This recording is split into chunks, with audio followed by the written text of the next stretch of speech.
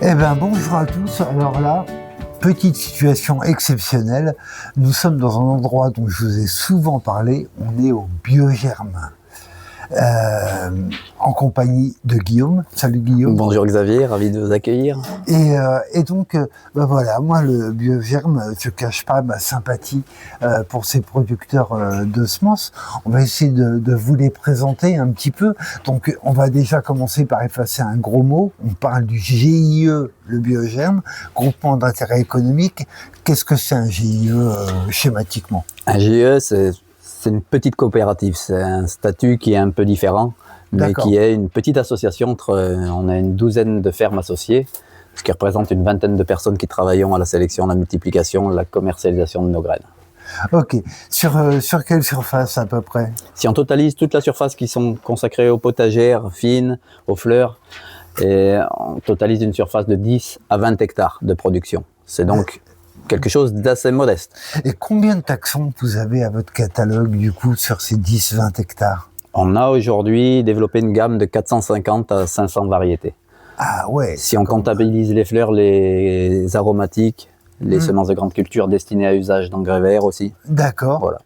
Ah oui, ça commence à faire quand même. Déjà, 450 taxons, normalement, il y a de quoi ravir tout le monde. D'autant que en plus, vous introduisez régulièrement des nouvelles espèces et variétés. Qu'est-ce que vous avez introduit là récemment, par exemple? La dernière en date, celle qui serait mon coup de cœur, c'est une tomate qui est très bonne, une cœur de bœuf. Ouais. Mais parmi les cœurs de bœuf, c'est quand même la meilleure des cœurs de bœuf. Elle est plus goûteuse, elle est très charnue.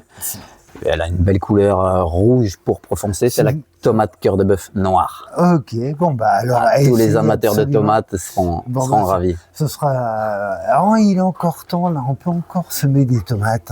Faut pas tarder, mais on peut encore le faire. Tu nous fais la visite... Alors, oui, juste une précision, pourquoi on est là, parce que très souvent, j'ai des super échos, des gens qui ont acheté des graines chez Biogerme, qui disent bah, c'est nickel, au moins quand ça vient de chez eux, on est sûr que ça germe.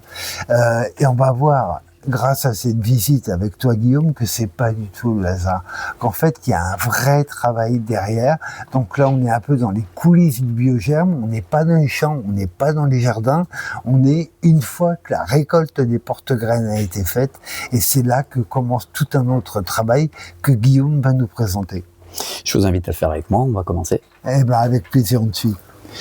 Alors, là on a un lot de graines. Moi, j'aurais un lot comme ça, mais je sais pas trop quoi faire. Il y a beaucoup de brindilles. Et toi, tu me dis que vous pouvez nettoyer ça avec ce type de machine à cylindre. Oui, il s'agit d'un cylindre alvéolaire. Le principe est simple, le cylindre tourne, la graine rentre dans les alvéoles du cylindre et est réceptionnée ici, alors que tout ce qui est les brindilles, les graines qui sont plus longues ou plus grosses vont continuer leur route. Ah, ok. D'accord. Tu peux nous la faire tourner, qu'on voit? Alors là, on voit la graine qui tombe ici, voilà, qui passe dans le cylindre.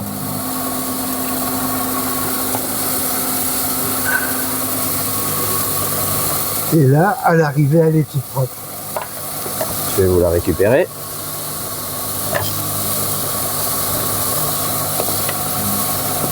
Voilà, bah dis donc, on est parti de ça et on obtient ça.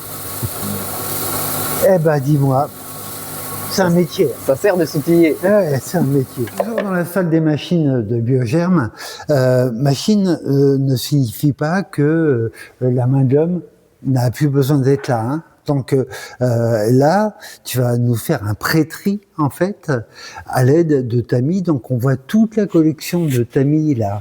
Il y a à peu près toutes les tailles. Et donc, qu'est-ce que vous faites avec les tamis, vous qui êtes si bien équipés de machines? C'est toujours une question de volume à trier. C'est-à-dire que pour ce qui représente moins de 500 grammes, le temps de réglage d'une machine, la quantité de semences qu'on perd dans le fonctionnement d'une machine, dans son réglage et dans son nettoyage, nécessite pas souvent qu'on ait besoin de les régler. D'accord. On peut faire à l'ancienne une partie du tri avec des tamis. Alors ça, c'est de la graine de quoi, par exemple? Là, il s'agit de graines de lavande, brutes de battage, dont on va enlever les enveloppes, le plus gros, de façon à obtenir les semences passent au travers, de façon à obtenir un produit qui coule, qui soit fluide. D'accord. On laissera ce qu'on appelle les sons, les balles, Ok. les pailles D'accord. en déchets. Et donc là, en dessous, On a donc toujours quelque chose qui n'est pas propre, mais dont Ouais. on voit apparaître les graines, oui. ces petites graines noires. Oui, on les voit Qui sont de la clairement. lavande. Ouais, d'accord. Voilà. Et donc après, tu vas affiner, tu vas faire comment? Après, donc, on va commencer à trier les graines en fonction de leur forme. On a un système de grille. Le tamis, c'est un maillage carré, Ouais. au travers duquel une certaine taille peut passer. On a des grilles à trous longs ou à trous ronds qui permettent, en fonction de la graine ou de ce qu'on veut enlever, de laisser passer des choses qui sont fines au travers des trous longs D'accord. ou des choses plus grossières qui Ok. continuent leur route. Alors, je vais faire mon savant. Et la fameuse colonne à air, alors, elle sert à quoi et quand? La colonne à air, c'est une machine qui trie les graines selon leur densité, leur résistance à l'aspiration. Les semences les plus lourdes tombent à un certain niveau, alors que les plus légères ou les poussières sont aspirées plus haut. Tu peux nous montrer? Ouais, on va y passer. Alors là, nous sommes devant la fameuse colonne à air, c'est-à-dire que le magasin est là où tu mets toutes tes graines à trier, ça tombe là, ça monte dans la colonne ici, le plus lourd reste en bas, c'est ça? C'est ça, il peut rester dans des récoltes de semences de la terre ou des petits cailloux aussi, qui se D'accord. retrouvent en bas, alors qu'on a différents étages de réception en fonction de ce qu'on veut récupérer. Le produit coule ici, est soufflé vers le haut, sauf s'il est trop lourd. D'accord, donc ce qui est lourd, vraiment, tombe en bas. Après, ce qui est un peu moins lourd, monte ici. Et ce qui est encore moins lourd, va là-haut. Voilà, les poussières sont, elles, réceptionnées dans une manchère, D'accord. tout en haut. Ok, tu peux nous la mettre en route Bien sûr. pour voir? Ça va faire un petit peu de bruit, mais je sais pas si on voit très bien. En haut. Voilà, donc là, La ventilation se met en route. Voilà.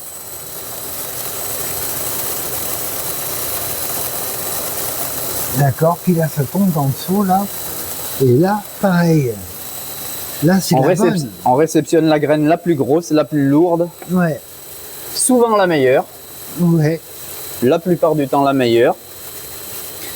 Ce qui veut dire que si tu as un lot avec un taux de germination un peu limite, tu le repasses pour vraiment mettre de côté que les plus grosses. On peut améliorer la faculté germinative en calibrant, en gardant de plus gros calibres ou des calibres plus lourds.